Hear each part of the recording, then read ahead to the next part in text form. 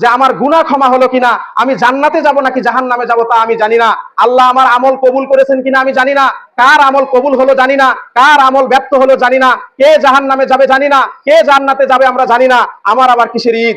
ঈদ তো সেই করবে যেই ব্যক্তি দীর্ঘ 1 মাস রমজানের সিয়াম পালন করেছে তার জন্য ঈদ। ঈদ সেই করবে যে রাতের বেলা দীর্ঘ 1 মাস কিয়াম করেছে তার জন্য ঈদ। আমাদের মধ্যে কিছু আছে যারা রমজান মাসের বিদায়ে খুশি হয়ে গেছি, কিন্তু আমাদের তো হৃদয় ভেঙে যাওয়ার কথা যে আমার গুনাহ ক্ষমা হলো কিনা, আমি জান্নাতে যাব নাকি জাহান্নামে যাব তা আমি জানি না। আল্লাহ আমার আমল কবুল করেছেন কিনা আমি জানি না, কার আমল কবুল হলো জানি না, কার আমল ব্যর্থ হলো জানি না, কে জাহান্নামে যাবে জানি না, কে জান্নাতে যাবে আমরা জানি না। আমার আবার কিসের ঈদ? ঈদ তো সেই করবে যেই ব্যক্তি দীর্ঘ 1 মাস রমজানের সিয়াম পালন করেছে তার জন্য ঈদ। ঈদ সেই করবে যে রাতের বেলা দীর্ঘ 1 মাস কিয়াম করেছে তার জন্য ঈদ। ঈদ হচ্ছে তার জন্য যে রমজান মাসে আল্লাহকে ভালোবেসে তার টাকা পয়সা সম্পদ আল্লাহ রাস্তায় বিলিয়ে দিয়েছিল তার জন্য ঈদ। আমার আবার কিসের ঈদ? যদি আল্লাহ আমাকে গুনাহ ক্ষমা না করে, আল্লাহ আমার আমল যদি প্রত্যাখ্যাত করে, তাহলে আমার এই ঈদের কোনো দাম নেই, এই মূল্যের এই আনন্দের কোনো দাম আল্লাহর কাছে নেই। এই রমজান মাস, এই যে রমজান মাসের ফজিলতপূর্ণ দিন এবং রাতগুলো শেষ হয়ে গেল, যা আমাদের হৃদয়কে বিষণ্ণ করে দিচ্ছে।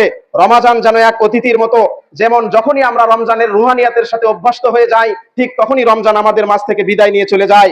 বিচ্ছেদ কত কঠিন আর বিচ্ছেদ কত তিক্ত সেটা মুমিনরা রমজানের বিচ্ছেদে বুঝতে পারতেছে, বিচ্ছেদ কত তিক্ত হতে পারে।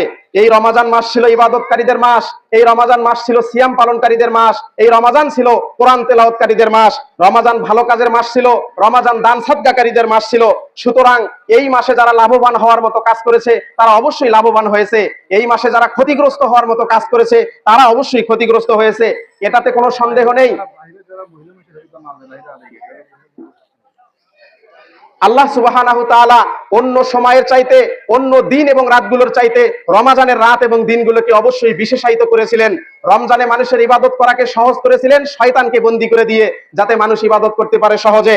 রমজান অবশ্যই এই মৌসুমে আমরা প্রচুর পরিমাণে ভালো কাজ করার চেষ্টা করেছি, দান সাদকা করেছি, সিয়াম করেছি, কিয়াম করেছি, কিন্তু দুঃখজনক হলেও সত্য, রমজানের পরে আমাদের এই সিয়াম পালনকারী ভাইদেরই অবস্থা এমন হবে, এক শ্রেণীর সিয়াম পালনকারী ভাইদের অবস্থা এমন হবে যে তারা জামাত ছেড়ে দিবে, ঈদের আনন্দ করতে গিয়ে তারা জামাত ছেড়ে দিবে, তারা মসজিদ ত্যাগ করবে, তারা সিয়াম ত্যাগ করে দিবে, যেই রমজান মাসে সত্যবাদিতার পক্ষে ছিল সেই সত্যবাদিতা তারা ত্যাগ করে দিবে।